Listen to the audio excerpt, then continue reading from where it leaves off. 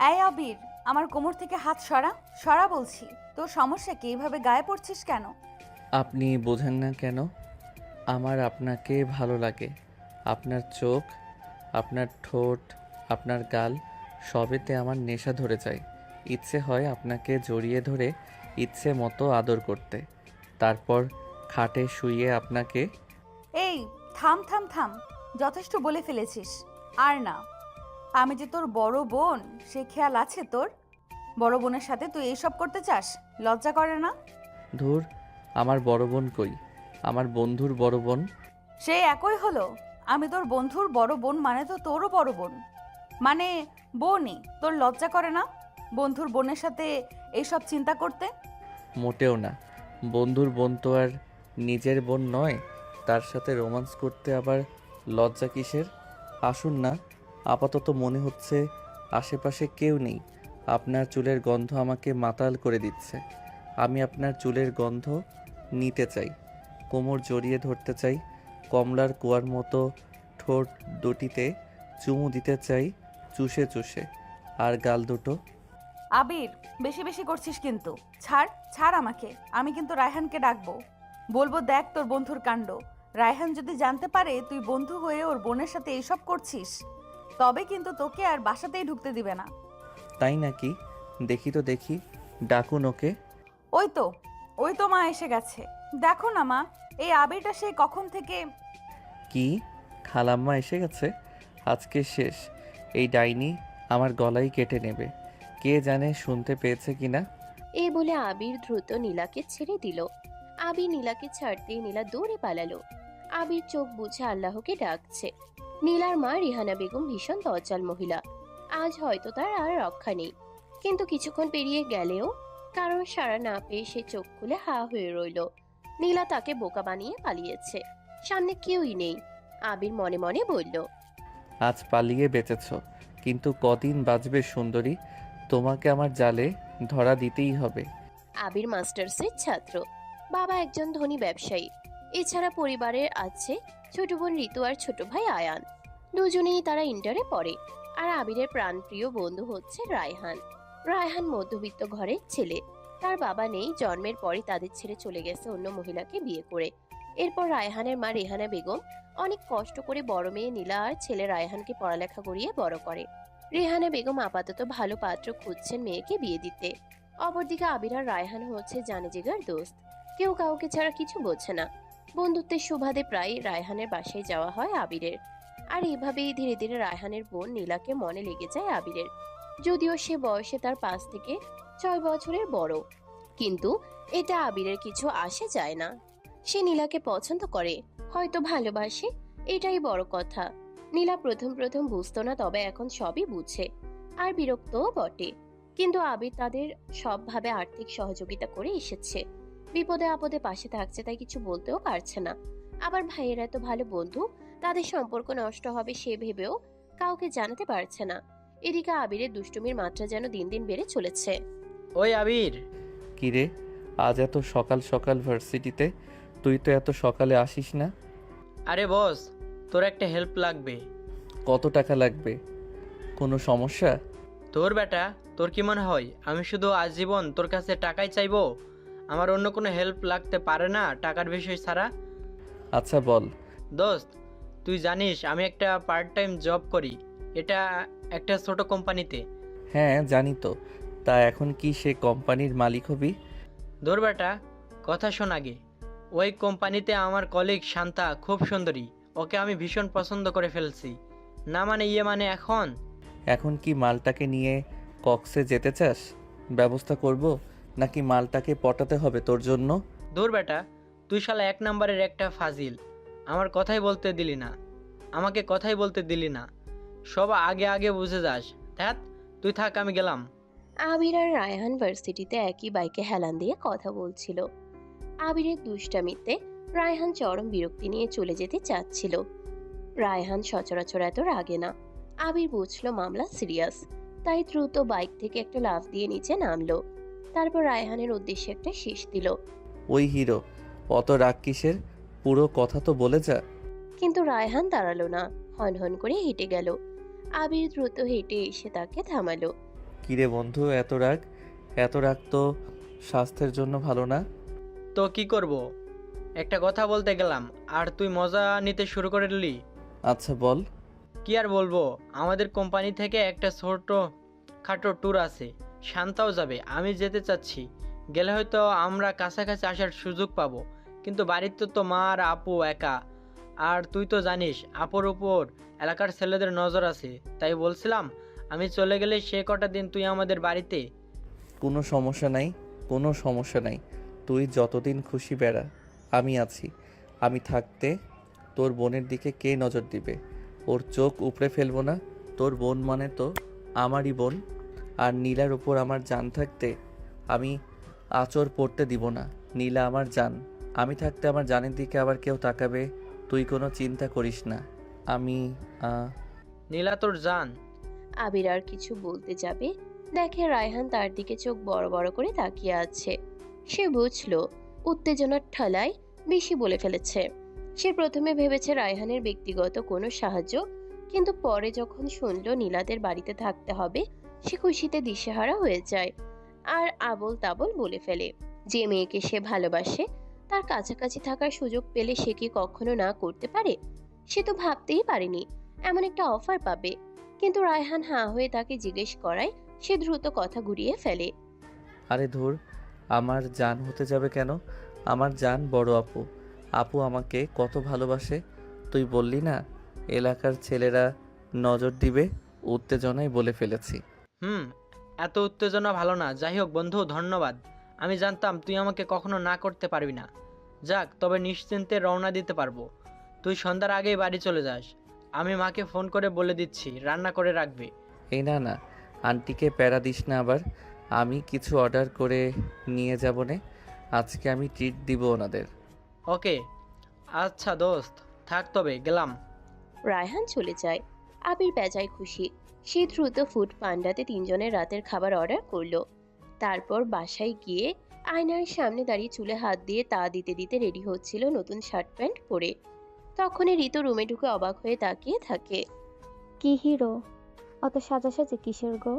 চুলে অমন তা মেরে হাফ লেডিসের মতো সেজে কোথায় যাওয়া হচ্ছে শুনি? ঋতুর বাচ্চা, তোর মাথায় এমন চড় মারবো না 3 দিন পর্যন্ত চোখে মুখে অন্ধকার দেখবি।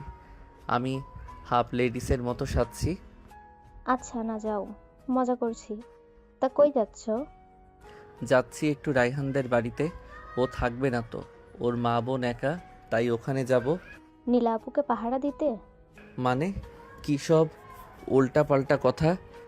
ও মা, তুমিই না বললাম মাত্র রায়ান ভাইয়া নেই তাই যাচ্ছ। তো পাহারা দিতেই তো যাচ্ছ। আর রায়হানদের বাড়িতে তো নীলা আপুই থাকে, তাই না? হয়েছে, এবার থাম মেরি মা। তোর যুক্তিবিদ্যার ক্লাস এবার অফ কর। আমি যাচ্ছি, বাবা আসলে বলে দিস। ঠিক আছে, যা, দেখিস আবার নীলার রুমে ঘুমিয়ে পড়িস না। তোর তো আবার গায়ে পড়া স্বভাব। ওরে ঋতুর বাচ্চা। আবির ঋতুর মাথায় একটা চাটি মেরে বের হয়ে যায়। ঋতু হাসতে থাকে। সে ভালো করেই বুঝে তার ভাই নীলাকে পছন্দ করে। হাতে ফুড প্যান্ডার 3টে বড় বড় প্যাকেট ঝুলিয়ে আবির বেশ ফুরফুরে মেজাজে রায়হানদের বাসার দরজার সামনে এসে দাঁড়ালো। ওর মুখে শয়তানি হাসি আর মনে চরম ফুর্তি। আবির 2বার বেল বাজাতেই ভেতরে ভারী পায়ের শব্দ পাওয়া গেল। রেহানা বেগম দরজা খুলতেই আবির মুচকি হাসি দিল। আন্টি, আন্টি আসসালামু আলাইকুম। রায়হান তো ট্যুরে গেল, আমাকে থাকতে বলে গেল। তাই ভাবলাম আপনার মা মেয়ে একা থাকবেন, রাতে আবার রান্নার ঝামেলা করবেন কেন। তাই গরম গরম খাসির কাচ্চি বিরিয়ানি নিয়ে সোজা চলে এলাম। ও মা, এত টাকা খরচ করে খাবার আনার কি দরকার ছিল বাবা? টাকা খরচ হবে কেন বলছেন? আমি আপনার ছেলে না? ছেলে মার জন্য খরচ করবে না? ওরে আমার জান বাচ্চা, তুই তো আমার ছেলেই। আয়, ভেতরে আয়। আবির জুতো খুলে ঘরের ভেতর পা রাখতেই ড্রয়িং রুমের কোণ থেকে নীলা বের হয়ে এলো। আবিরকে দেখেই ওর চোখ দুটো রাগে ছোট ছোট হয়ে গেল। তুই তুই আবার এত রাতে আমাদের বাসায় কি করিস আবির? আর কিসের বিরিয়ানি এনেছিস? ওরে আমার মিষ্টি বড় আপুরে, কেমন আছেন বলেন? রায়হান নেই তো, তাই আপনাকে পাহারা দিতে এলাম। দেখেন আপনার জন্য একদম গরম গরম বিরিয়ানি এনেছি। আমাকে পাহারা দিতে তোকে কে বলেছে শুনি? রায়হান তোকে আসতে বলেছে মানেই তুই হুট করে চলে আসবি? তুই একদম নাটক করবি না আবির, বেশি গায়ে পড়ার চেষ্টা করবি না বলে দিলাম। আহা আপু, রাগ করছো কেন? আমি তো ভালো মনেই এলাম। তুমি এভাবে চিল্লাচ্ছ কেন বলো তো? ভালো মনে এসেছিস না ছাই, তোর শয়তানি বুদ্ধি আমার জানা আছে। তুই আমার বাসার আশেপাশে ঘুরঘুর করবি না আর কখনো।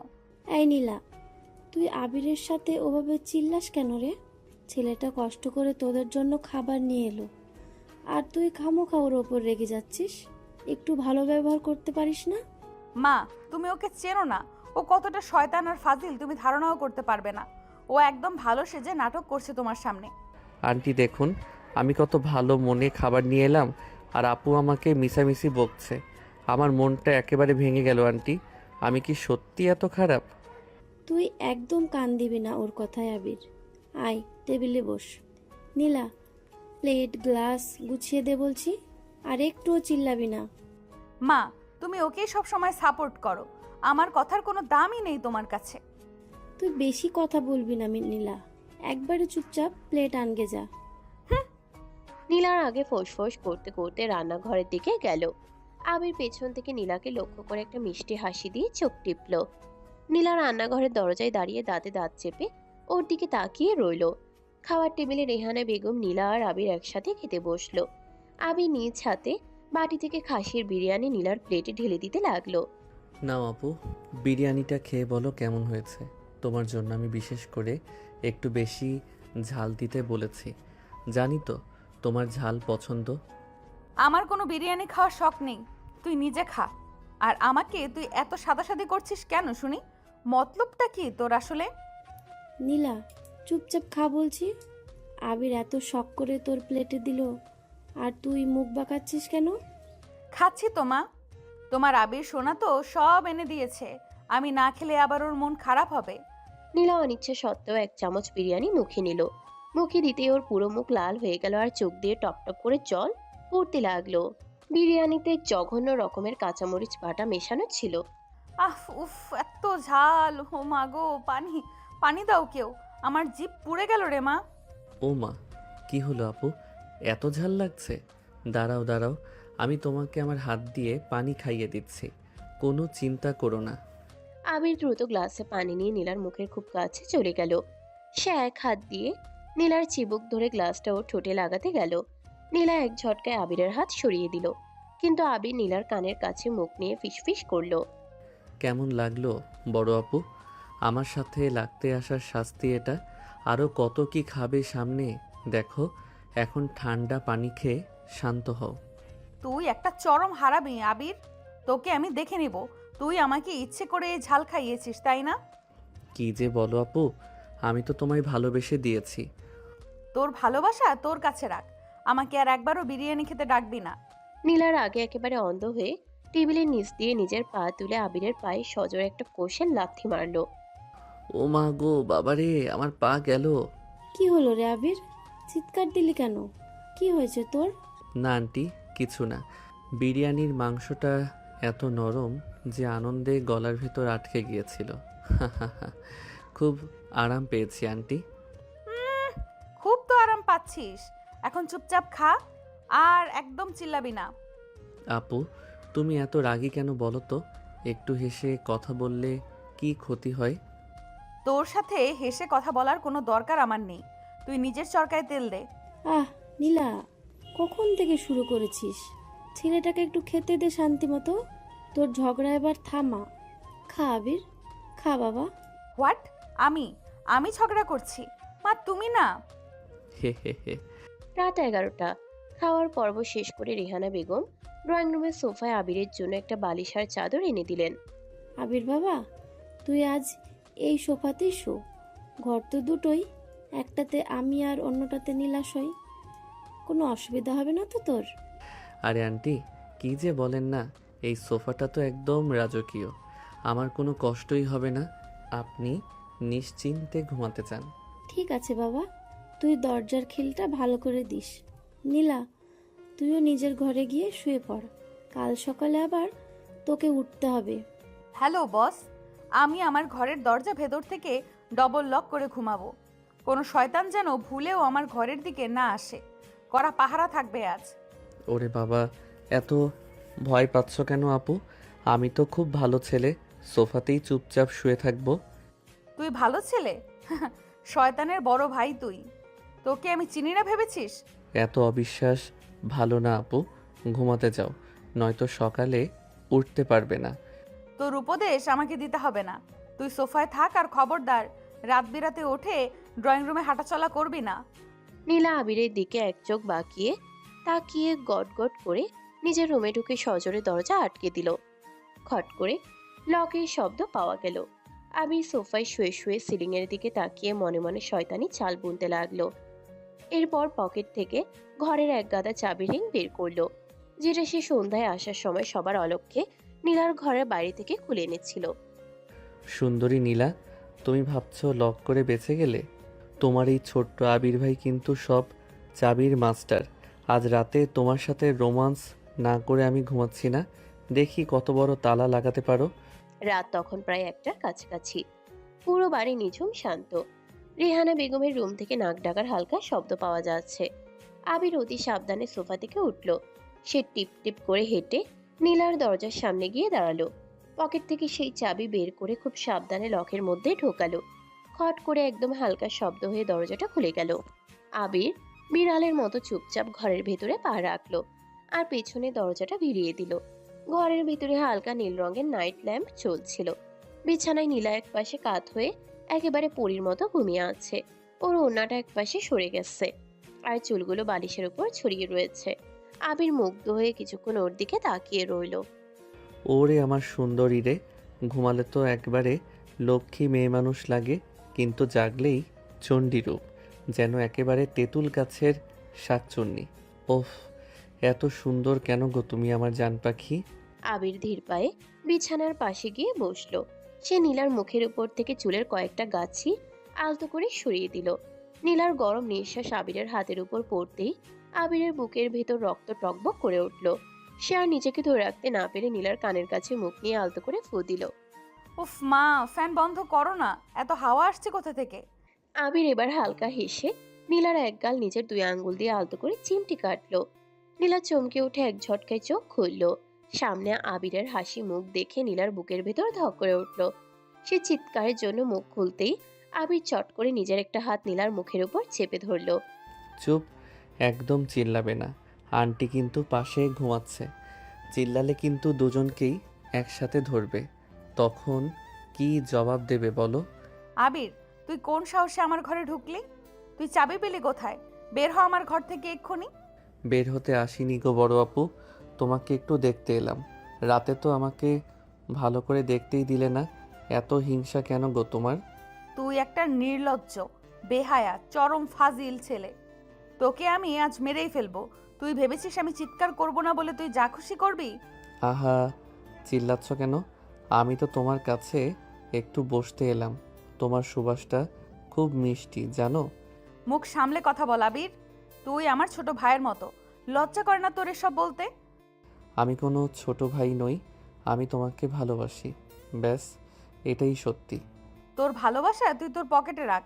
এক্ষুনি বের হবি নাকি আমি মাকে ডেকে তুলবো? ডাকো ডাকো, আন্টি এসে দেখলে কিন্তু ভাববে আমরা অন্য কিছু করছিলাম, তখন বিয়ে দেওয়া ছাড়া উপায় থাকবে না। তুই একটা চরম নোংরা ছেলে আবির, তোকে আমি ছাড়বো না। নীলা বিছানা থেকে একটা ভারী বালিশ তুলে নিয়ে আবিরকে সজোরে পেটাতে শুরু করলো। আবির বালিশে মার খেয়েও হেসে হেসে নীলার উপর ঝুঁকে পড়ল। মারো, যত ইচ্ছে মারো, তোমার এই মারের মধ্যেও কত আনন্দ জানো। মারো, আরও জোরে মারো। থামবি তুই? থামবি? আমার গায়ে পড়তে এলে কিন্তু আমি বোটে নিয়ে আসবো। তোর রক্ত গড়িয়ে দেবো আজ। বটি আনলেও আমি সরব না, তোমার হাতে মরাও তো ভাগ্য বড় আপু। ফাজলামি বন্ধ কর আবির, গায়ে হাত দিবি না একদম। গায়ে হাত না দিলে তো আর রোমান্স হয় না আপু। কিসের রোমান্স শুনি? তুই জানিস তুই কি করছিস? রায়হান জানতে পারলে তোকে জ্যান্ত পুঁতে ফেলবে। রায়হান জানলে জানবে, আমি তো ওর বোন জামাই হব আর কিছুদিন পরে। তোর তো আস্পর্ধা দিন দিন বেড়েই চলেছে।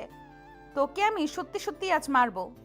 নীলার ঘরের ভেতরে এই বালিশের মারামারি আর ফিসফিসানির মাঝে হঠাৎ করে ড্রয়িং রুমে কাচের গ্লাস পড়ার শব্দ হলো।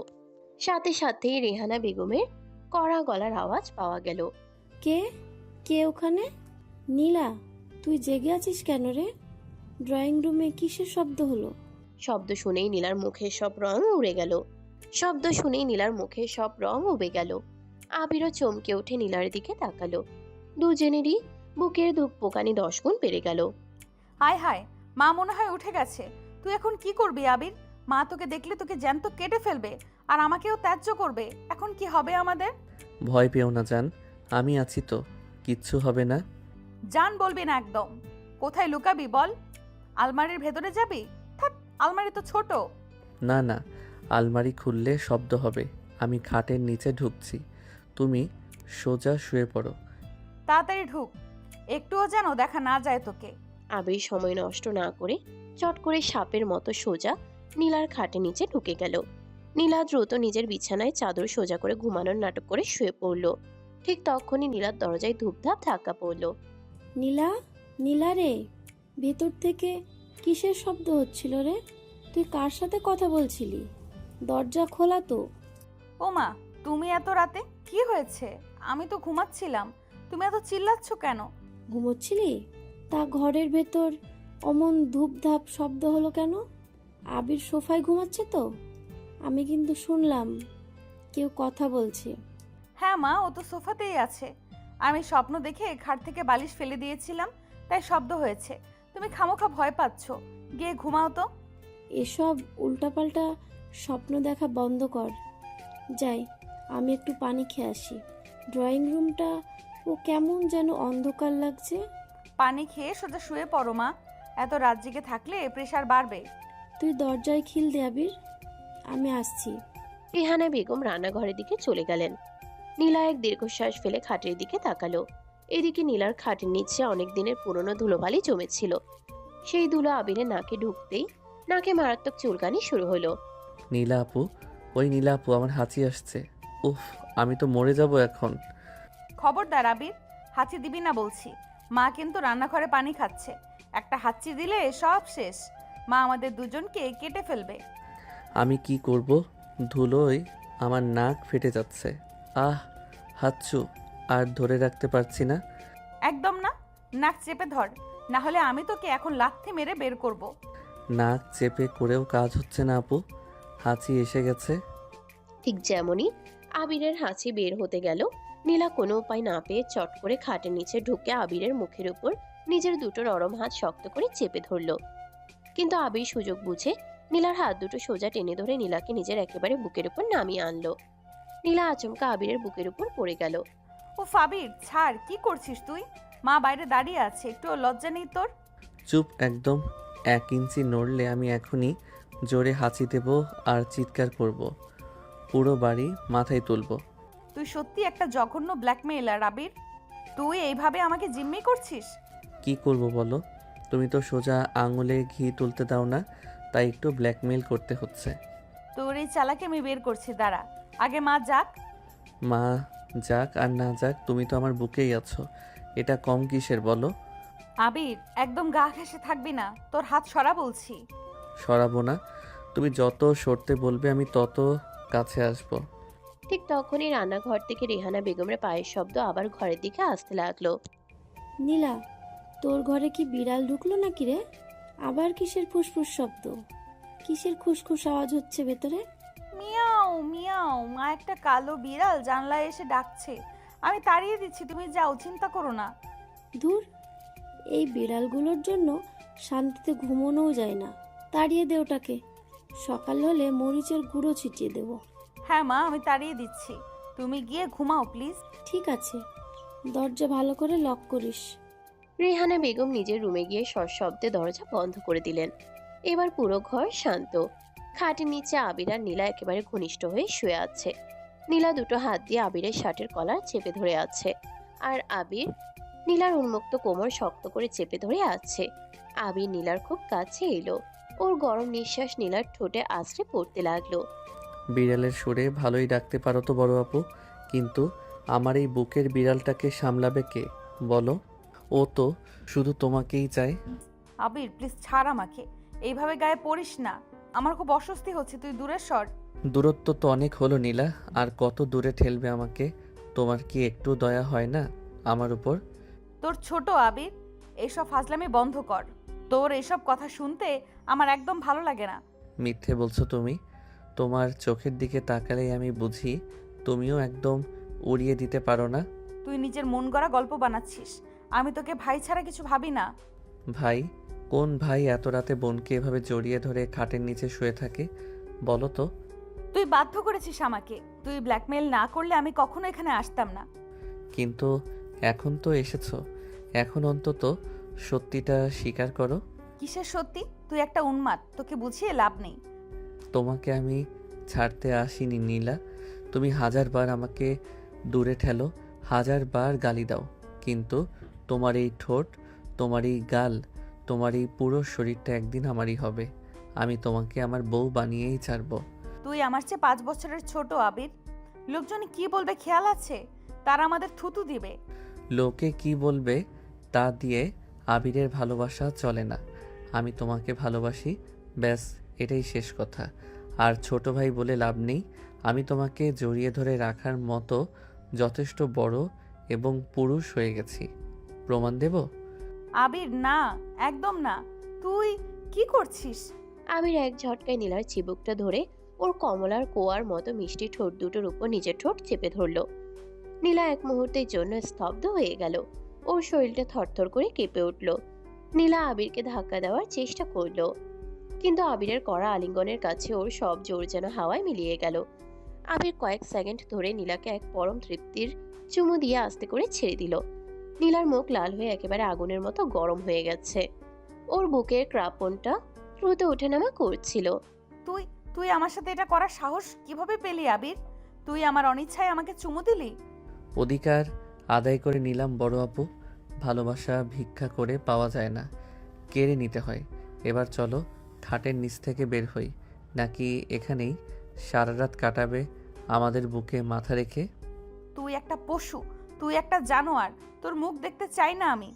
পশু বলো আর জানোয়ার বলো, এই আবির কিন্তু তোমারই কপালে লেখা আছে। থামবি তুই? একদম মুখ খুলবি না। নীলা এক ধাক্কায় আবিরকে সরিয়ে খাটের নিচ থেকে গলগল করে বের হয়ে এলো। ওর জামা কিছুটা অগোছালো হয়ে গিয়েছিল। সে দ্রুত জামা ঠিক করে আবিরের দিকে রাগী নজরে তাকালো। তোর ফাজলামের সীমা পার হয়ে গেছে আবির। তুই এক্ষুনি আমার ঘর থেকে বের হ, না হলে আমি সত্যি চেঁচিয়ে মাকে ডেকে তুলবো। তখন যা হওয়ার হবে। আমি আর পরোয়া করি না। আচ্ছা বাবা, যাচ্ছি। রাগ করার কি আছে? আজকে রাতের ট্রিটটা কিন্তু দারুণ ছিল, বিশেষ করে ওই বিড়াল ডাকা আর চুমোটা। তোকে আমি জ্যান্ত চিবিয়ে খাবো একদিন। বের হ বলছি। আর কখনো আমার ঘরের দিকে পা বাড়াবি না। আবার আসবো বড় আপু। কাল রাতেও কিন্তু চাবি আমার কাছেই থাকবে। তোকে আমি কাল বিষ খাইয়ে মারবো। বের হ। আবির মুচকি হেসে নীলার কপালে আবার একটা ছোট চুমু এঁকে দিয়ে এক দৌড়ে ঘরের বাইরে বের হয়ে সোজা ড্রয়িং রুমের সোফায় গিয়ে শুয়ে পড়ল। নীলা নিজের ঘরের দরজাটা লক করে দিয়ে দরজায় পিঠ ঠেকিয়ে দাঁড়িয়ে রইল। ওর বুকের ভেতরটা তখনও অসম্ভব জোরে ধুকপুক করছিল, আর ঠোঁটে আবিরের সেই কড়া স্পর্শের গরম অনুভব হচ্ছিল। ফাজিল ছেলে কোথাকার! ফাজিল ছেলে একটা! এত বড় সাহস আমার গায়ে হাত দেয়, আমাকে চুমু দেয়! আমি তোকে কোনোদিন ক্ষমা করব না আবির। কিন্তু ওর এই পাগল করা ভালোবাসা কেন আমার মনটাকে এইভাবে তোলপাড় করে দিচ্ছে? না না নীলা, তুই ওর বড় বোনের বয়সী, তুই সব ভাবতে পারিস না। কিন্তু ও যখন আমার ঠোঁটে ঠোঁট রাখলো, আমি কি ভাবছি এসব? পাগল হয়ে যাব আমি। পরদিন সকাল 7টা। সকালের মিষ্টি রোদ ড্রয়িং রুমে এসে পড়েছে। রেহানা বেগম রান্নাঘরে চা বানাচ্ছিলেন। আবির সোফা থেকে উঠে চুলগুলো আশ্রে নীলার ঘরের দরজার দিকে তাকালো। ঠিক তখনই নীলা চোখ মুখ লাল করে ঘর থেকে বের হয়ে এলো। ওর পরনে নতুন একটা হলুদ রঙের কামিজ। আবিরকে দেখেই ওর চোখ দুটো আবার রাগে ছোট হয়ে গেল। গুড মর্নিং বড় আপু। কাল রাতে ঘুম কেমন হলো? কোনো বিড়াল টিড়াল এসে ডিস্টার্ব করেনি তো? শরীর স্বাস্থ্য ভালো তো? তোর মুখটা বন্ধ রাখ আবির। মা ভেতরে আছে। একটা ফালতু কথা বললে আজ তোর কপালে দুঃখ আছে। আমি তোকে ঝাঁটা দিয়ে পেটাবো। আহারে, এত সকালে মহারানীর রাগ দেখলে আমার চা খাওয়ার ইচ্ছাটাই বেড়ে যায়। একটু চা বানিয়ে দেবে আপু? তোমার হাতের মিষ্টি চা খাবো। তোকে আমি বিষ বানিয়ে দেব, খা গিয়ে। তোকে চা বানিয়ে দেওয়ার জন্য বসে আছি আমি। বিষ দিলেও আমি খাওয়া বন্ধ করব না আপু। তোমার হাতের বিষও আমার কাছে অমৃত মনে হবে। তুই ঢং বন্ধ করবি? তোর এই ফালতু মাখন মারা কথা শুনে আমি আর গলবো না। গলতেই হবে আপু। কতদিন আর শক্ত হয়ে থাকবে বলো? আজীবন। তোকে আমি কোনোদিন পাত্তা দেব না। কি রে নীলা, সকালে উঠেই আবার আবিরের সাথে ঝগড়া শুরু করলি? তুই কি মানুষ হবি না কোনো দিন? ছেলেটা সকাল থেকে চুপচাপ বসে আছে আর তুই ওর ওপর চিল্লাচ্ছিস। মা তুমি শোনো, ও আমাকে সারাক্ষণ জ্বালাচ্ছে। ও ভালো ছেলে না। তুই একদম ফালতু কথা বলবি না। আবির কত ভালো ছেলে আমি জানি। তুই গিয়ে নাস্তা দে। ছাড়ুন তো আন্টি, বড় আপু তো আমাকে ভালোবাসেই এরকম বকা দেয়। আমি তো কিছু মনে করি না। ওনার বকা শুনতে আমার খুব ভালো লাগে। কি? আমি তোকে ভালোবাসি? তুই তুই কত বড় মিথ্যাবাদী! মা ও বানিয়ে বানিয়ে বলছে। আহ নীলা, চুপ কর তো। আবির, তুই চা খা বাবা। আর শোন, আজ কিন্তু তোকে দুপুরে আমাদের এখানেই খেতে হবে। আমি তোর পছন্দের মতো মাছের কালিয়া রাঁধবো। একদম না করবি না। আন্টি, আপনি সত্যি গ্রেট। আপনার মতো শাশুড়ি, আন্টি পাওয়া ভাগ্যের ব্যাপার। আমি অবশ্যই থাকবো। আর আপু আমার পাশে বসে আমাকে বেড়ে দেবে। তোর মুখে আমি ছাই ঢেলে দিব। তোকে খাবার বেড়ে দেওয়ার কোনো দরকার আমার নেই। নীলা, তুই আবার মুখে মুখে তর্ক করছিস। যা রান্নাঘরে গিয়ে রুটি বেল। যাচ্ছি মা। তোমার এই সোনা ছেলেকে তুমিই মাথায় তুলে রাখো। একদিন বুঝবে ও কত বড় চোর। নীলা আবিরের কথা শুনে মনে মনে ফোঁস করতে করতে রান্নাঘরের দিকে গেল। সে বুঝতে পারছিল না আগামী 2 দিন রায়হান বাড়িতে না আসা পর্যন্ত এই ফাজিল আবিরের হাত থেকে সে কিভাবে নিজের মনার শরীরকে বাঁচাবে। আর অপরদিকে আবির সোফায় বসে চায়ের কাপে চুমুক দিতে দিতে মনে মনে নীলাকে আর কোন কোন ফাঁদে ফেলা যায় সেজন্য নতুন শয়তানি চাল বুনতে লাগলো। দুপুর 12টা। রেহানা বেগম সকাল থেকে ঘরদোর একদম পরিষ্কার করে রেখেছেন। কিচেনে পোলাও, খাসির রেজালা আর ফিরনির সুবাসে মম করছে। আবির সোফায় শুয়ে মোবাইলে গেম খেলছিল। এমন সময় নীলার বেডরুমের দরজা খুলে গেল। নীলা একটা লাল সবুজ মেশানো সুতির শাড়ি পরে ধীর পায়ে বের হয়ে এলো। ওর হালকা সাজ, ভেজা চুল আর শাড়ির আঁচলটা কাঁধে আলতো করে ফেলা। আবিরের চোখ নীলার উপর পড়তেই গেমের স্ক্রিনের দিকে চোখ রাখা আর সম্ভব হলো না। সে একদম হাঁ করে তাকিয়ে রইল। ওরে আমার রূপবতী রে, আজ হঠাৎ এত সাজগোজ কেন? বড় আপু, কোনো রাজকুমার আসছে নাকি তোমায় উড়িয়ে নিয়ে যেতে? তোর জেনে কাজ কি ফাজিল ছেলে? আমি সাজবো নাকি ছেঁড়া কাপড় পরে থাকবো সেটা আমার ব্যাপার। তুই নিজের চরকায় তেল দে তো। না মানে, শাড়িটাতে ভারী মিষ্টি লাগছে তোমায়, কিন্তু সাজটা যেন কার জন্য? মনটা খটকা মারছে আপু। আরে আবির, তোকে তো বলা হয়নি আজ দুপুরে এক নামকরা বিজনেসম্যানের ছেলে আসছে নীলাকে দেখতে। ছেলে নাকি খুব বড় লোক, দুটো নিজস্ব গাড়ি আছে, আর ছেলে নিজেই নীলাকে পছন্দ করেছে। রেহানা বেগমের কথা শুনে আবিরের মুখের হাসি 1 সেকেন্ডেই গায়েব হয়ে গেল। চোখের দৃষ্টি নিমিষে আগ্নেয়গিরির মতো গরম হয়ে উঠল। সে সোফা থেকে উঠে দাঁড়িয়ে নীলার দিকে এক নজরে তাকালো। রায়হান তো তাকে এই ব্যাপারে কিছু বলল না, হয়তো ভুলে গেছে। নিজেকে সামলে নিয়ে আবির হেসে দিল। তাই নাকি আন্টি? পাত্র আসছে, খুব ভালো কথা। তা আন্টি, বরপক্ষের জন্য কি আমি দরজায় দাঁড়িয়ে ফুল ছিটাবো, নাকি নিজ হাতে তাদের পা ধুইয়ে দেব? তোর ফুল ছিটানো লাগবে না। তুই একদম চুপচাপ একটা কোণে বসে থাকবি, নয়তো নিজের বাসায় চলে যা। তোর এখানে কোনো কাজ নেই। বাহ আপু, কাল রাতে খাটের নিচে বিড়াল ডেকে আমার বুকে মাথা রাখলে, আর আজ দুপুরে পাত্রের সামনে আমাকে তাড়িয়ে দিতে চাইছো। এত জলদি রং বদলাও কিভাবে বলো তো? মুখ সামলে কথা বল আবির। মা কিন্তু কিচেনেই আছে। তুই কাল রাতের কথা তুলবি না একদম। আমি তোকে ইচ্ছে করে ওসব করিনি, তুই বাধ্য করেছিলিস। বাধ্য করেছি কি করিনি সেটা বড় কথা নয় আপু। আসল কথা হলো, ওই গাড়ির ফুটানি দেখানো পাত্রকে আমি আজ এমন সাইজ করব যে জীবনে আর কোনোদিন এই বাড়ির নাম মুখে আনবে না। তুই কোনো উল্টাপাল্টা কাজ করবি না আবির, সাবধান করে দিচ্ছি। আমার জীবনের সব ভালো জিনিস তুই নষ্ট করতে পারিস না। দেখি না কে কাকে নষ্ট করে। পাত্র আসুক আগে। ঠিক দুপুর 1টা বাজে দরজায় বেল বাজলো। রেহানা বেগম ব্যস্ত হয়ে দরজা খুলতেই ভেতরে ঢুকলো পাত্র ইমতিয়াজ এবং ওর অহংকারী মা। ইমতিয়াজের গায়ে চকচকে ব্লেজার, চোখে দামি চশমা আর হাতে দামি ঘড়ি। সে যেন মাটিতে পা ফেলতেই কষ্ট পাচ্ছে এমন এক ভাব নিয়ে ড্রয়িং রুমে এলো। আন্টি আসসালামু আলাইকুম। উফ, আপনাদের এই অলিগুলিতে গাড়ি ঢোকানো যে কত কঠিন। আমার মার্সিডিজটার নিচে একটু স্ক্র্যাচ পড়ে গেল মনে হয়। Vary awkward. ও বাবা, খুব কষ্ট হয়েছে বুঝি। এসো এসো, সোফায় বসো। নীলা, ড্রিঙ্কস আন। ইমতিয়াজ সোফায় বসতেই আবির ওর সোজা পাশে গিয়ে ধপ করে বসলো এবং ইমতিয়াজের ব্লেজারের হাতে নিজের হাতটা কষে মুছে দিল। ঠিক তখনই নীলা হাতের ট্রেতে জুস আর মিষ্টি নিয়ে ড্রয়িং রুমে এলো। Excuse me, who are you? আমার 4 লাখ টাকার ইতালি থেকে আনা ব্লেজারে হাত মুছছেন কেন আপনি? আরে ভাইজান, রাগ করছেন কেন? রান্নাঘর থেকে রসগোল্লা খেয়ে হাতটা একটু আঠালো হয়েছিল তো, তাই ভালো কাপড় দেখে মুছে নিলাম। 4 লাখ টাকা বলেছেন, তাই এত দামি ব্লেজার পরে সাধারণ মানুষের বাসায় কি মনে করে? আই এম ইমতিয়াজ, লন্ডনে বিজনেস ইকোনমিক্স মাস্টার্স করেছি। এখন বাবার 4টা রেস্টুরেন্ট আর রিয়েল অ্যাসেস্টের বিজনেস সামলাচ্ছি। অ্যান্ড ইউ, আপনি কি করেন? নীলাদের হোম সার্ভেন্ট নাকি? Home servant? ভাইজান, আমি এই বাড়ির হবু জামাই এবং বিশেষ পাহারাদার, মানে নীলা আপুর ভালোবাসার বিশেষ ডাইরেক্টর। নীলা আবিরের কথা শুনতে পেয়েই আবিরের দিকে খুনের নজরে তাকালো, কিন্তু পাত্রের সামনে নিজের রাগ চেপে রেখেও মুখে এক কৃত্রিম মিষ্টি হাসি ফুটিয়ে তুলল। ইমতিয়াজ সাহেব, জুসটা নিন প্লিজ। আপনার আসতে খুব কষ্ট হয়েছে তাই না? ও নীলা, থ্যাংক ইউ সো মাচ। তোমার মতো সুন্দর মেয়ের হাতের জুস পেলে সব কষ্ট দূর হয়ে যায়। বাই দ্য ওয়ে, তোমার এই ছোট্ট ভাইটি কিন্তু খুব অভদ্র, ওলট পালট বলছে আসার পর থেকে। আরে না না ইমতিয়াজ সাহেব, ও তো ছোট মানুষ, একটু পাগলামি করে। আপনি ওর কথায় কান দেবেন না। তা বলুন, আপনার লন্ডনের দিনগুলো কেমন কেটেছে? আমি কিন্তু ওখানে পড়াশোনা করতে খুব আগ্রহী।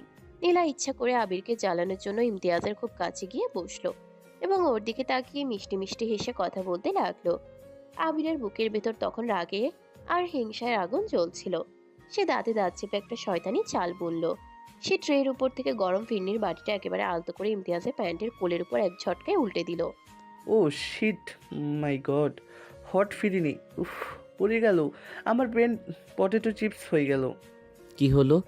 এত গরম ফিরনি আপনার একদম সেনসিটিভ জায়গায় পড়ে গেল? আহারে আন্টি, তাড়াতাড়ি ঠান্ডা পানি আনেন। ভাইজানের প্যান্ট খুলে ডেটল দিতে হবে। বন্ধ করুন, আপনার ফাজলামি বন্ধ করুন। ইউ রুড বয়। নীলা, তোমাদের বাড়িতে কি কোনো ম্যানার্স নেই? একটা ছোট ছেলে ভাবে ড্রয়িং রুমে যা তা করছে আর তোমরা দেখে হাসছো। আবির, তুই এটা কি করলি? তুই ইচ্ছে করে ফিরনিটা ওনার গায়ে ফেলেছিস? কি যে বলো আপু, ট্রেটা কেমন যেন কাঁপছিল, তাই হাত পিছলে পড়ে গেল।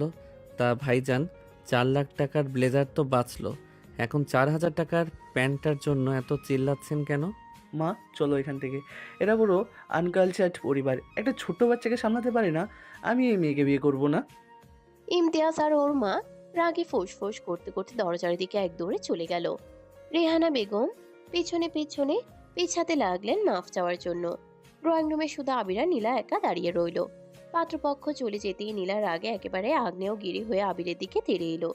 রেহানা বেগম মন খারাপ করে রুমে চলে গেলেন। তিনি তত বেশি অবাকও হননি। এই তো রোজকার ঘটনা, কিছু না কিছু ঝামেলা হবেই ওর বিয়ের কথা তুললে। ওর শাড়ির আঁচল মেঝেতে লুটোপুটি খাচ্ছিল। তুই একটা পশু পাখির চেয়েও জঘন্য আবির। তুই ইচ্ছে করে ইমতিয়াজ সাহেবের গায়ে ফিরনি ঢেলেছিস। তুই আমার বিয়েটা ভেঙে দিলি। হ্যাঁ, ঢেলেছি। 100 বার ঢালবো, 1000 বার ঢালবো।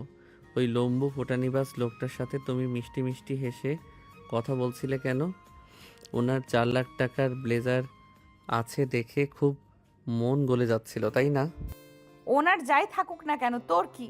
তুই কে আমাকে আটকানোর? তুই আমার বর নাকি আমার বাবা? বর নই, কিন্তু বর হওয়ার যোগ্যতা আমারই আছে। আর ওই ফালতু ইমতিয়াজ যদি আবার এই বাড়ির সীমানায় পা রাখে, তবে এবার ফিরনি নয়, ওর মাথায় গরম তেল ঢালবো। তুই আমাকে ভয় দেখাচ্ছিস আবির? তুই ভেবেছিস তুই এসব ফাজলামি করলে আমি তোকে ভালোবেসে ফেলবো? আমি তোকে কোনোদিন পছন্দ করব না। তুই আমার চোখে একটা ফাজিল ছোট ভাই ছাড়া আর কিছুই না। ছোট ভাই? আবার ছোট ভাই বলছো? আসো তো দেখি ছোট ভাই কি করতে পারে, তা তোমায় ভালো করে বুঝিয়ে দেই। আবির এক ঝটকায় নীলার হাত শক্ত করে ধরে ওকে সোজা টেনে নীলার বেডরুমে নিয়ে গেল আর সজোরে ড্রেসিং টেবিলের দরজায় পিঠ ঠেকিয়ে আবির এক ঝটকায় নীলার হাত শক্ত করে ধরে ওকে সোজা টেনে নীলার বেডরুমে নিয়ে গেল। আর সজোরে ড্রেসিং রুমের দরজায় পিঠ ঠেকিয়ে নীলাকে আটকে ফেলল। নীলা চমকে উঠে আবিরের বুকে ধাক্কা দেওয়ার চেষ্টা করলো, কিন্তু আবির ওর দুই হাত নীলার মাথার উপর ড্রেসিং রুমের কাঠের আয়নায় কষে চেপে ধরলো। আবির ছাড়, কি করছিস তুই? মা কিন্তু বাইরেই আছে। তুই পাগল হয়ে গেছিস নাকি? হ্যাঁ, পাগল হয়ে গেছি। তোমার ওই রূপ দেখে, ওই মিষ্টি হাসি দেখে আমি সত্যি পাগল হয়ে গেছি। এত সাজ কার জন্য নীলা? আমার জন্য তো কোনোদিন এভাবে শাড়ি পরে সামনে এলে না। আমি কার জন্য সাজবো সেটা তোর কাছে জবাব দেব না। তুই আমাকে ছাড় বলছি, আমার হাত ব্যথা করছে। হাত ব্যথা করছে, কিন্তু আমার যে বুকটা ছিঁড়ে যাচ্ছে নীলা। তুমি যখন অন্য কোনো পুরুষের সাথে হেসে হেসে কথা বলো তখন মনে হয় আমার বুকের ভেতর কেউ গরম তলোয়ার ঢুকিয়ে দিচ্ছে। তুমি তা বুঝবে না। তোর ভালোবাসা একটা রোগ আবির। আমি ভালোবাসা কি বলছি? এটা তো ভালোবাসাও না, এটা স্রেফ একটা পাগলামি। তুই আমাকে জিম্মি করতে পারবি না। সর আমার ওপর থেকে। সরব না, আজ তোমাকে সাজের পূর্ণতা দিয়েই ছাড়বো। আবির হঠাৎ করে হাঁটু গেড়ে নীলার সামনে নিচে বসে পড়ল। নীলার শাড়ির কুচিগুলো সামান্য অগোছালো হয়ে গিয়েছিল। আবির নিজের হাত দিয়ে আলতো করে নীলার শাড়ির কুচিগুলো ধরে আবার সোজা করে নীলার নাভির নিচে কষে গুজে দিতে লাগলো। আবিরের হাতের গরম স্পর্শ নীলার পেটে লাগতেই নীলার শরীরটা থরথর করে কেঁপে উঠল। আবির না, তুই কি করছিস? শাড়িতে হাত দিবি না, ছাড়। একদম চুপ নীলা। তোমার শাড়ির কুচি ঠিক করার অধিকার শুধু আমার। কোনো ইমতিয়াজ টিমতিয়াজকে যদি আশেপাশে দেখি তবে তাকে আমি জ্যান্ত পুড়িয়ে ফেলবো। আবির শাড়ির কুচি গুজে দিয়ে সোজা দাঁড়িয়ে গেল। সে নীলার খুব কাছে এলো। নীলার চোখ দুটো ভয়ে আর এক অজানা শিহরণে বন্ধ হয়ে এলো। আবির নীলার কানে নিচে ওর সাদা ধবধবে ঘাড়ে নিজের গরম ঠোঁট শক্ত করে চেপে ধরলো। আবির সেখানে একটা হালকা কামড় বসিয়ে দিল। আবির, তুই আমাকে কামড় দিলি? উফ, তুই একটা পশু। এই কামড়ের দাগটা দেখে যেন তোমার মনে থাকে নীলা, তুমি শুধু আবিরের। এই ঘাড়ে, এই ঠোঁটে, এই শরীরে শুধু আবিরের চিহ্ন থাকবে, আর কারো নাম এখানে লেখা হবে না। তোর চিহ্ন তোর কাছে তুই রাখ। তুই আমাকে ভয় দেখিয়ে কখনো নিজের করতে পারবি না। আমি তোকে কোনোদিন পছন্দ করব না। বের হ আমার ঘর থেকে। সময় বলবে বড় আপু, পছন্দ তুমি করবেই, শুধু একটু সময়ের অপেক্ষা। আবির এক শয়তানি হাসি দিয়ে নীলার কপালে আবার হালকা চুমু খেয়ে ড্রেসিং রুম থেকে বের হয়ে গেল। নীলা দরজায় হেলান দিয়ে দাঁড়িয়ে নিজের ঘাড়ে হাত দিল। আবিরের দাঁতের হালকা দাগ আর গরম স্পর্শটা তখনও জলজল করছিল। ওর চোখ দিয়ে দুফোঁটা জল গড়িয়ে পড়ল, কিন্তু মনের গভীর কোণে কেমন যেন এক তোলপাড় শুরু হয়ে গিয়েছিল, যা সে কিছুতেই অস্বীকার করতে পারছিল না। বিকেল গড়িয়ে সন্ধ্যা নামতেই আকাশের মুখ কালো হয়ে এলো। কাল বৈশাখী ঝড়ের পূর্বাভাস নিয়ে চারদিক অন্ধকার হয়ে গেল। প্রচন্ড বেগে বাতাস বইতে লাগলো, আর সাথে সাথে বিজলি চমকাতে লাগলো। কিছুক্ষণের মধ্যেই ডালপালা ভেঙে পড়ার শব্দ আর তুমুল বৃষ্টি শুরু হলো। ঝড়ের বেগে নীলার বাসার টিনের চালের এক পাশে কেমন যেন মর্মর শব্দ হতে লাগলো, এবং ছাদ থেকে ধূপধাপ করে নীলার ঘরের কোণে পানি পড়তে শুরু করলো। ও মা রে, কি ঝড় এলো রে! নীলা, তোর ঘরের কোণ দিয়ে পানি পড়ছে রে। চালের টিন মনে হয় উড়ে গেছে। এখন কি হবে? রায়হানও তো বাড়ি নেই। মা, পানি তো মেঝেতে ছড়িয়ে যাচ্ছে। আলমারির কাপড় ভিজে যাবে তো। কি করি এখন? ঠিক তখনই আবির সোফা থেকে উঠে দাঁড়িয়ে পরনের শার্টটা এক ঝটকায় খুলে ফেললো। ওর বুকের পেশিগুলো দেখা দিল। এরপর ও তোয়ালে দিয়ে কোমরে বেঁধে রেহানা বেগমের দিকে তাকালো। আন্টি, আপনি কোনো চিন্তা করবেন না, আমি ছাদে গিয়ে চালের টিনটা ইট দিয়ে চেপে দিয়ে আসছি, আর পলিথিন বেঁধে দিচ্ছি। তুই ছাদে যাবি এই ঝড়ের মধ্যে? পাগল হয়ে গেছিস আবির? প্রচন্ড বিজলি চমকাচ্ছে। যদি বজ্রপাত হয়, তুই কি মরতে চাস? বাহ আপু, আমার জন্য এত চিন্তা। মরলে মরবো, তোমার জন্য মরবো, আর তোমার জন্য মরলে আমার বেহেশত যাওয়া নিশ্চিত। ফাজলামি বন্ধ কর আবির। আমি তোর জন্য চিন্তা করছি না। মা ভয় পাচ্ছে তাই বলছি। তুই যাবি না ছাদে। তোমার এই ভণ্ডামি আমি বুঝি আপু। তুমি বাইরে যতই রাগ দেখাও, মনে মনে আমাকে নিয়ে যে ভয় পাও তা আমি জানি। আন্টি, আমি আসছি। আবির কারোর কথা না শুনে পলিথিন আর একটা ইট হাতে নিয়ে সিঁড়ি দিয়ে এক দৌড়ে ছাদে চলে গেল। বাইরে তখন মুষলধারে বৃষ্টি আর হাড় কাঁপানো ঠান্ডা বাতাস। ছাদের উপর দাঁড়িয়ে আবির বাতাসের ধাক্কা সামলে টিনের চালের উপর ইট চাপা দিতে লাগলো। নিচে দাঁড়িয়ে নীলা ছাদের দিকে তাকিয়েছিল। বিজলির আলোয় আবিরকে ভিজে একসার হতে দেখে নীলার বুকটা কেমন যেন ছ্যাদ করে উঠল। ছেলেটা সত্যিই পাগল, এত ঝড়ের মধ্যে ছাদে গেল, যদি কিছু হয়ে যায়। উফ, আমার এত চিন্তা হচ্ছে কেন ওর জন্য। ও মরলে তো আমারই শাস্তি কমে, কিন্তু না না, ছি, কি ভাবছি আমি এসব। ওর কিছু হওয়া যাবে না। আমি একটা মানুষের মৃত্যু কামনা করি কি করে? প্রায় আধা ঘন্টা পর আবির চালের কাজ শেষ করে সিঁড়ি দিয়ে নেমে এলো। ওর পুরো শরীর দিয়ে ঝরঝর করে পানি পড়ছিল, চুলগুলো মুখের উপর লেপ্টে ছিল, আর ঠোঁট দুটো ঠান্ডায় নীল হয়ে কাঁপছিল। সে ধীর পায়ে ভেতরে এসে দাঁড়ালো। ওরে বাবা আবির, তুই তো একবারে ভিজে কাক হয়ে গেছিস রে। নীলা, তাড়াতাড়ি তোয়ালে আন, ওর মাথাটা মুছে দে। আমি তোর জন্য গরম চা বানিয়ে আনি গে বাবা। রেহানা বেগম রান্নাঘরের দিকে যেতেই নীলা একটা বড় তোয়ালে নিয়ে আবিরের সামনে এসে দাঁড়ালো। ওর চোখে কড়া রাগ থাকলেও ভেতরে ছিল এক অদ্ভুত ব্যাকুলতা। তোকে কে বলেছিল এই ঝড়ের মধ্যে ছাদে যেতে? তুই কি নিজেকে হিরো ভাবিস? পুরো শরীর তো একদম বরফ হয়ে গেছে। যদি নিউমোনিয়া হয়? তোমার জন্য যদি নিউমোনিয়া হয়ে মরেও যাই আপু, তবে আমার আফসোস থাকবে না।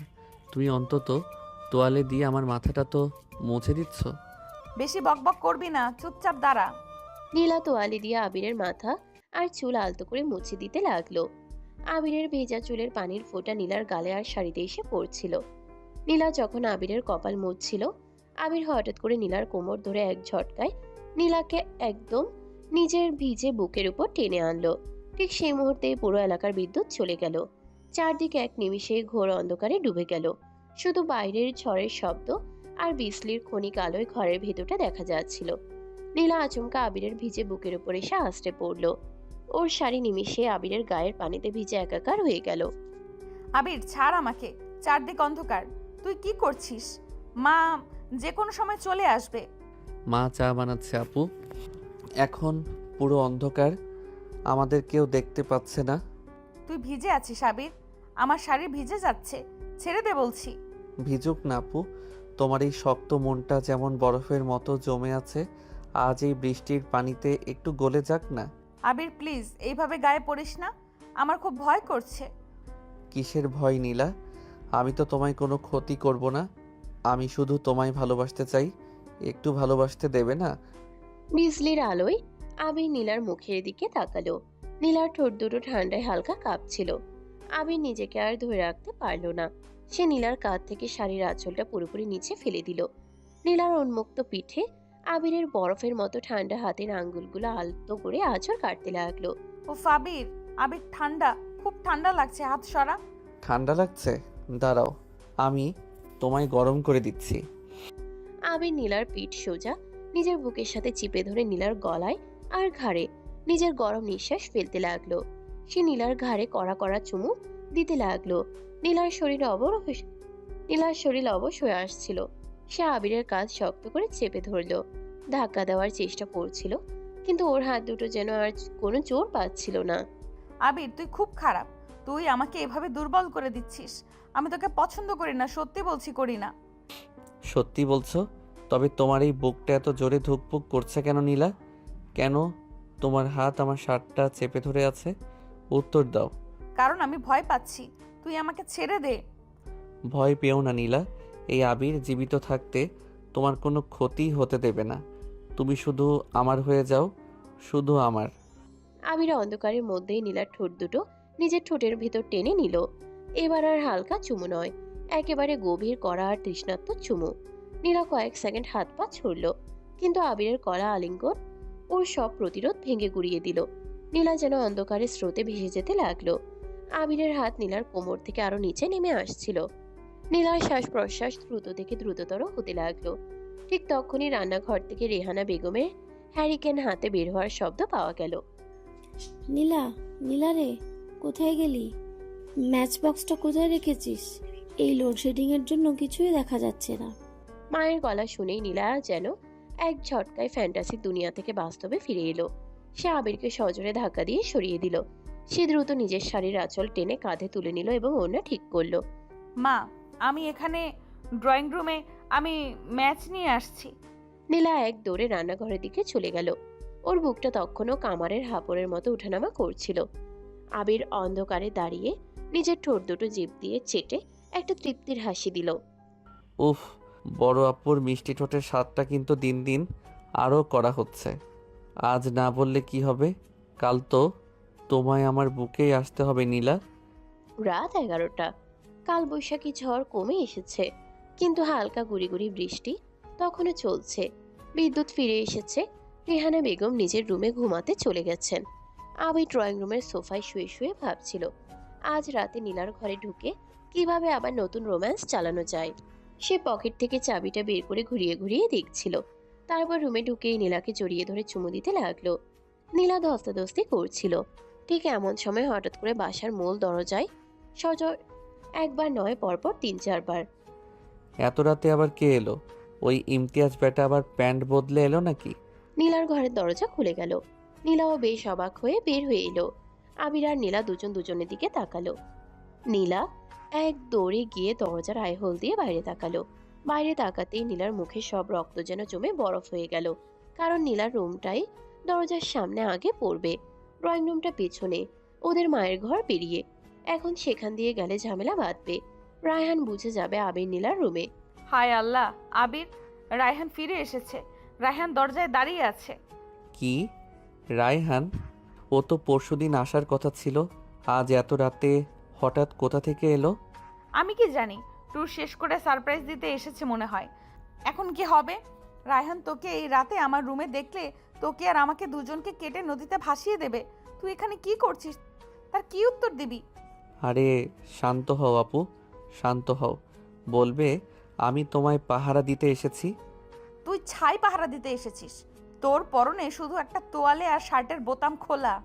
ও তোকে দেখলেই বুঝে যাবে কি হচ্ছিল এখানে। তাড়াতাড়ি লুকা কোথাও, জলদি। কোথায় লুকাবো বলো? খাটের নিচে তো কাল গিয়েছিলাম, আজ তো ধরে ফেলবে। আর লুকাবো কেন? ওই তো পাঠালো এই বাসায়। তোর কোনো আক্কেল নেই? তুই সোজা আমার বেডরুমে ঢুক, জলদি। এক ফোঁটাও শব্দ করবি না।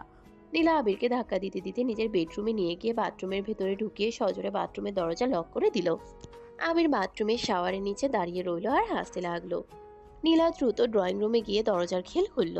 সামনে রায়হান ট্রাভেল ব্যাগ হাতে নিয়ে দাঁড়িয়ে আছে। ওর চোখে মুখে ক্লান্তির ছাপ। কিরে নীলা, এত সময় লাগছে দরজা খুলতে? তোরা কি ঘুমাচ্ছিলি নাকি? হো ভাইয়া, তুই হঠাৎ এত রাতে? আমাদের তো বলিস নি আসবি। আমরা তো ভয় পেয়ে গেছিলাম। আরে ট্যুরটা একদিন আগেই শেষ হয়ে গেল, তাই ভাবলাম রাতে ট্রেন ধরে চলে আসি। আম্মা কোথায়, ঘুমাচ্ছে? হ্যাঁ, মা অনেকক্ষণ হলো শুয়ে পড়েছে। তুই হাত মুখ ধুয়ে নে, আমি খাবার গরম করছি। না, আমি ট্রেনেই খেয়ে নিয়েছি। এখন শুধু করে একটা শাওয়ার নেব আর ঘুমাবো। প্রচুর ক্লান্তি লাগছে। আমি তোর ঘরের বাথরুমে যাচ্ছি ফ্রেশ হতে। রায়হানের কথা শুনে নীলার মাথার উপর যেন বাজ পড়লো। ওর পা দুটো কাঁপতে শুরু করলো। কি? আমার বাথরুমে যাবি? না না ভাইয়া, ওখানকার শাওয়ারটা আজ কাজ করছে না। প্লাম্পার কাল আসবে। তুই মার বাথরুমে যা না প্লিজ। কাজ করছে না মানে? আগে তো ভালো ছিল। আচ্ছা ঠিক আছে, আমি আম্মার বাথরুমেই যাচ্ছি। তুই আমার ব্যাগটা তোর ঘরে রাখতো। আর আবির কই? কোন রুমে ও ঘুমাই? ওর তো থাকার কথা। হ্যাঁ হ্যাঁ, ও ঘুমায়। রায়হান রেহানা বেগমের ঘরের দিকে চলে যেতেই নীলা এক দীর্ঘশ্বাস ফেলল। ওর কপাল দিয়ে ঘাম গড়িয়ে পড়ছিল। সে দ্রুত নিজের রুমে ঢুকে বাথরুমের দরজা খুলল। বাথরুমের ভেতরে আবির শাওয়ারের নিচে দাঁড়িয়ে বাথরুমের কল ছেড়ে দিয়েছিল। সে পুরো ভিজে একসার হয়ে গেছে। ওর চুল থেকে টপ টপ করে পানি পড়ছিল আর শার্টটা শরীরের সাথে একদম লেপ্টে গিয়েছিল। আবির, তুই কি পাগল? তুই শাওয়ার ছেড়ে দিয়েছিলিস কেন? তুই তো পুরো ভিজে শেষ। কি করব বলো আপু? রায়হান যদি বাথরুমের দরজায় কান দিয়ে শুনতো তবে তো আমার নিঃশ্বাসের শব্দ পেত।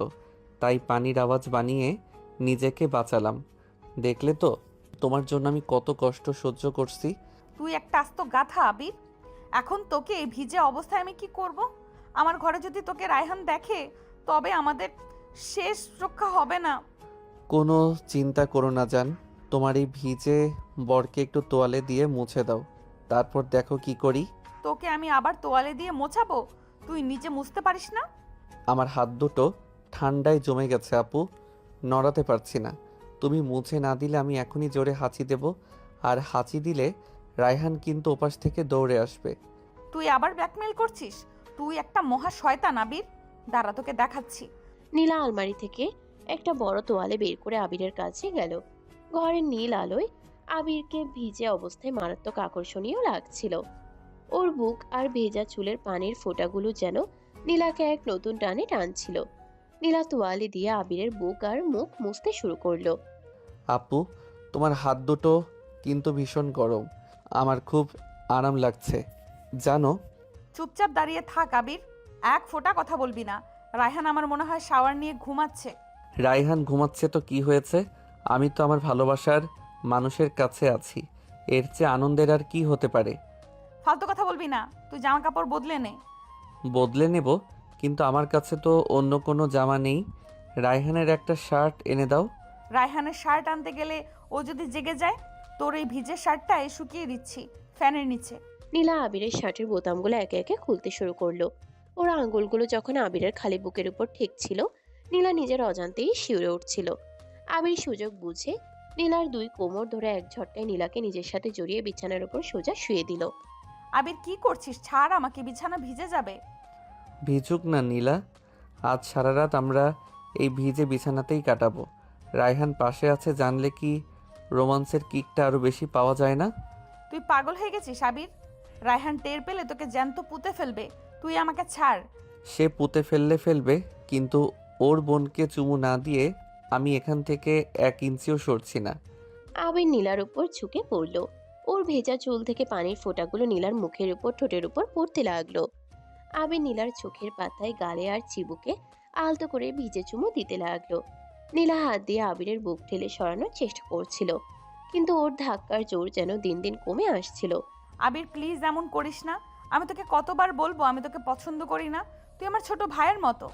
মিথ্যে বলছো নীলা, একদম মিথ্যে বলছো। যদি তুমি আমাকে পছন্দ নাই করতে, তবে আজকে ইমতিয়াজকে তাড়িয়ে দেওয়ার পর আমাকে ধাক্কা দিয়ে নিজের ঘর থেকে বের করে দিতে পারতে। কেন দিলে না? কেন আমার এই ভেজা চুমুগুলো শান্ত হয়ে সহ্য করছো? উত্তর দাও। কারণ আমি তো ভয় পাই, তুই ব্ল্যাকমেল করিস তাই। ভয় নয় নীলা, এটাকে বলে ভালোবাসা। তুমি নিজের মনকে যতই বোঝাও না কেন, তোমার এই শরীর, তোমার এই মন এখন আবিরের নাম জপছে। তুই স্বীকার না করলেও আমি জানি। আবির আবার নীলার ঠোঁটের উপর নিজের ঠোঁট চেপে ধরলো। এবার নীলা আর কোনো বাধা দিল না। ও দুই হাত দিয়ে আবিরের পিঠ শক্ত করে জড়িয়ে ধরলো। অন্ধকারে সেই নীল আলোয় পাশের ঘরে রায়হানের উপস্থিতি, আর বাইরে বৃষ্টির মিষ্টি শব্দের মাঝে দুজন এক গভীর ও কড়া চুমুতে হারিয়ে গেল। নীলা মনের সাথে লড়াই করতে করতে যেন ক্লান্ত হয়ে পড়েছিল। সে আবিরের এই পাগল করা ভালোবাসাকে অস্বীকার করতে পারছিল না, আবার সমাজ আর বয়সের কথা ভেবে তা গ্রহণ করতেও পারছিল না। কয়েক মিনিট পর আবির আস্তে করে নীলার ঠোঁট জোড়া ছেড়ে দিল। নীলার চোখ দুটো তখনও বন্ধ।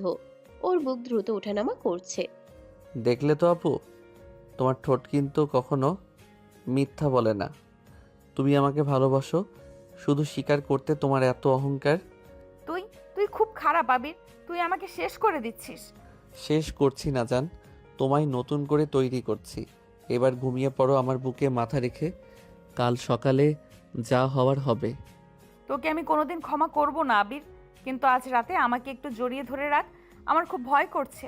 আমাকে যদি তোমার ভাইয়া ড্রয়িং রুমে খুঁজে না পায়, তখন ও অনেক আলসে, ওখানে এখন আর যাবে না। আচমকা সব কিছু কেমন যেন হয়ে গেল, আমার বুক ধুকপুক করছে। জড়িয়ে ধরো প্লিজ।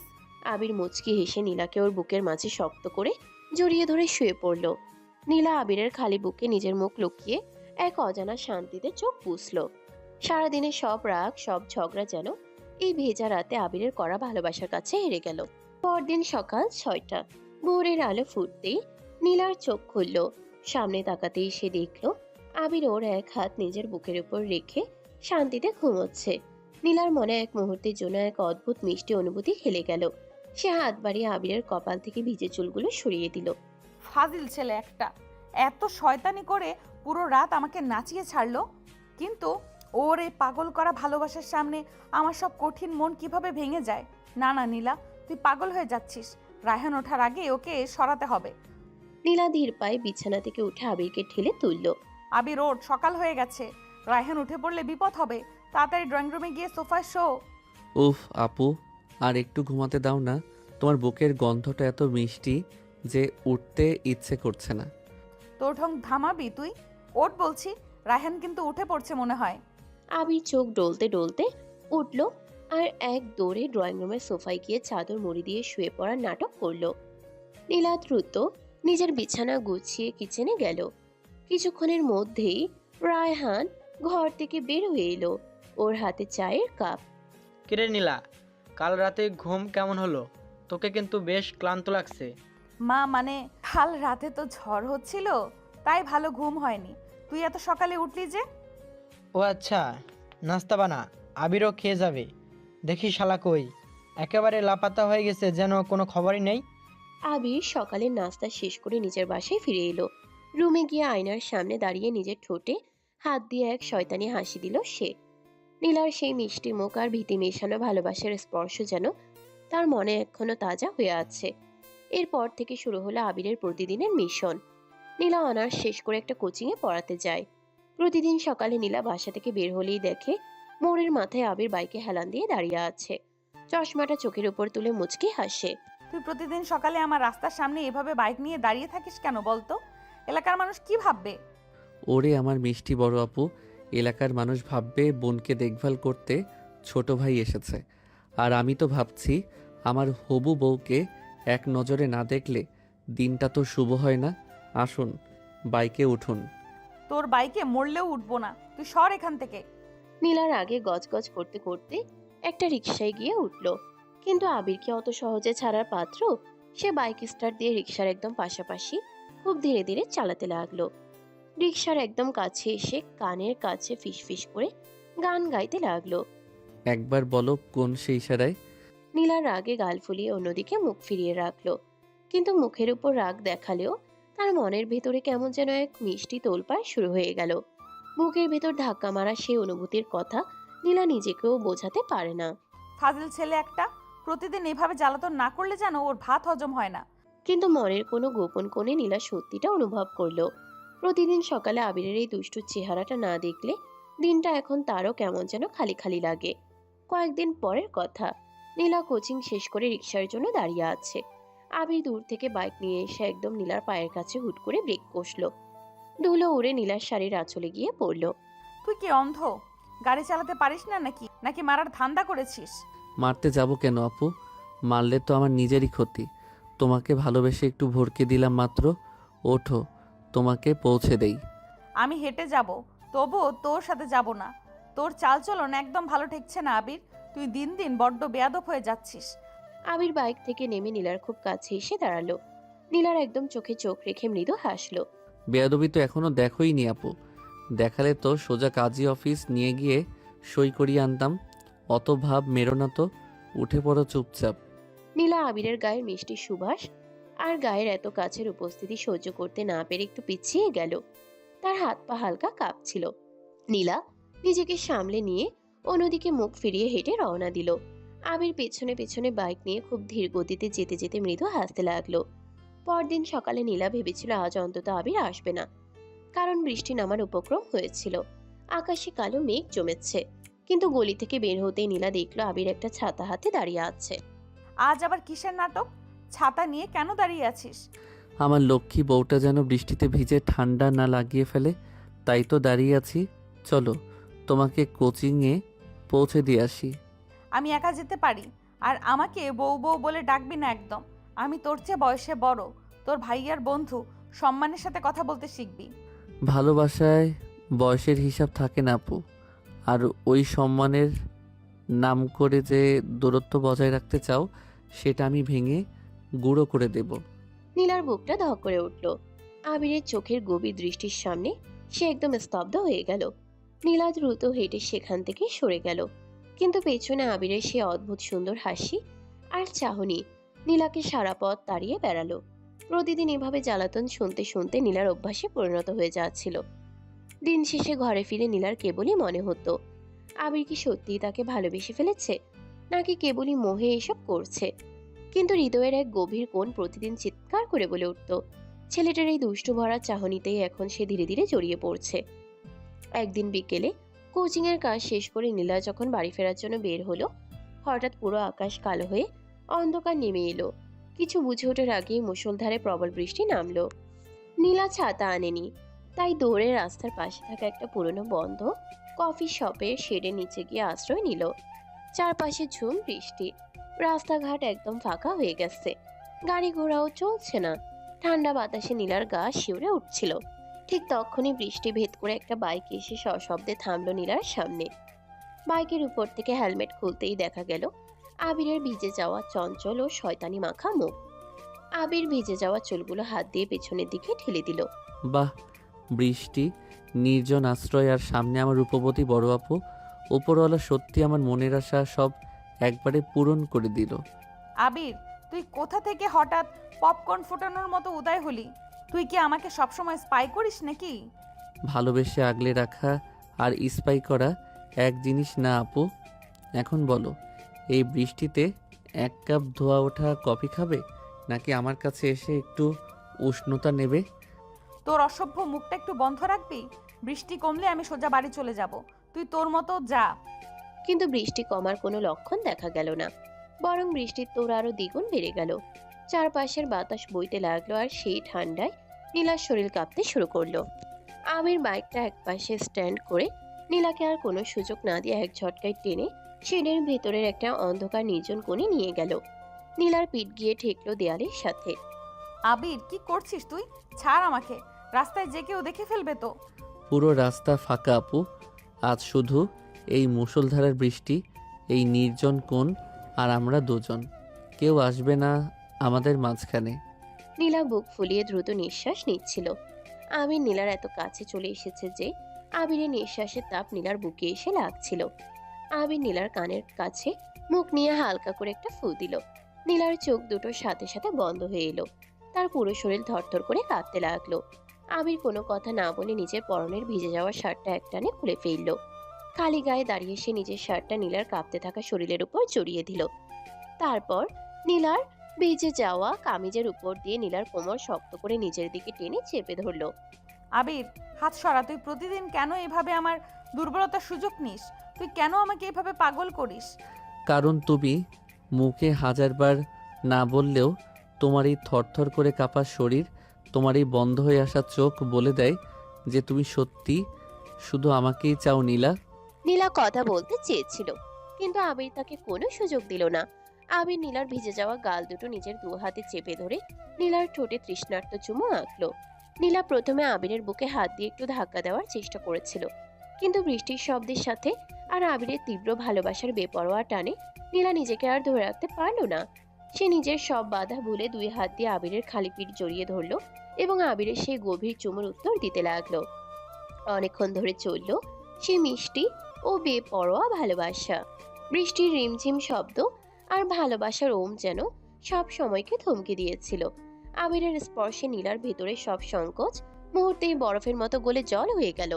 বৃষ্টি কমার পর নীলা যখন নিজের কাপড় সামলে বাড়ি ফেরার জন্য রিকশায় উঠল, তখন তার ঠোঁট দুটো আবিরের চুমুর গাঢ় স্পর্শে লাল হয়ে ফুলেছিল এবং তীব্র এক তাপে পুড়ছিল। আর আবির রাস্তার মোড়ে দাঁড়িয়ে বাইকে হেলান দিয়ে নিজের ঠোঁটে আঙ্গুল দিয়ে নীলাকে দেখে এক বিজয়ীর হাসি হাসছিল। আমি কি সত্যি এই ফাজিল ছেলেটার প্রেমে পড়ে যাচ্ছি? আমি নিজেকে কিভাবে সামলাবো এখন? রিকশায় বসে নিজের বুকে হাত রেখে আক্ষেপ করে নীলা নিজের মনকে প্রশ্ন করছিল, কিন্তু সেই প্রশ্নের উত্তর তার অজানা ছিল না। আবিরকে এখন আর সে কোনোভাবেই নিজের জীবন থেকে ছিটে ফেলতে পারবে না, কারণ আবিরের ভালোবাসার শিখর নীলার বুকের গভীরে গেঁথে গেছে। এদিকে আবিরের উপর রায়হানের ভরসা যেন দিন দিন আকাশ ছোঁয়া হয়ে উঠছিল।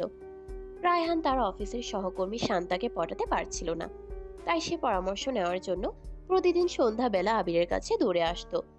আবিরও বন্ধুর এই অন্ধ বিশ্বাস আর সহজ সরল মনকে কাজে লাগিয়ে চরম সব ফাজলামি শুরু করে দিল। একদিন সন্ধ্যায় রায়হান খুব উত্তেজিত হয়ে আবিরের রুমে ঢুকলো। আবির তখন খাটে শুয়ে মোবাইল টিপছিল আর নীলার ছবি দেখে দেখে একা একা হাসছিল।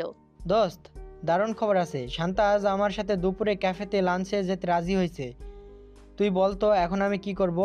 ওর সামনে কেমন আচরণ করলে ও একদম ফ্ল্যাট হয়ে যাবে? আরে গুরু, শান্তা মেয়েটা তো সাধারণ টাইপের না। ওর একটু রোমান্টিক আর একটু পাগলাটে টাইপের ছেলে পছন্দ। সাধারণ ডেটিং টিপস দিয়ে ওকে পটানো যাবে না। তা বুঝলাম, কিন্তু আমি ঠিক কি করব বল? তুই তো কত প্রেমের গল্প জানিস, একটা অসাম টিপস দে তো। শোনো গুরু, তোকে আজ একটা একদম স্পেশাল মাস্টার প্ল্যান দিচ্ছি। রেস্টুরেন্টে গিয়ে যখন শান্তা কফি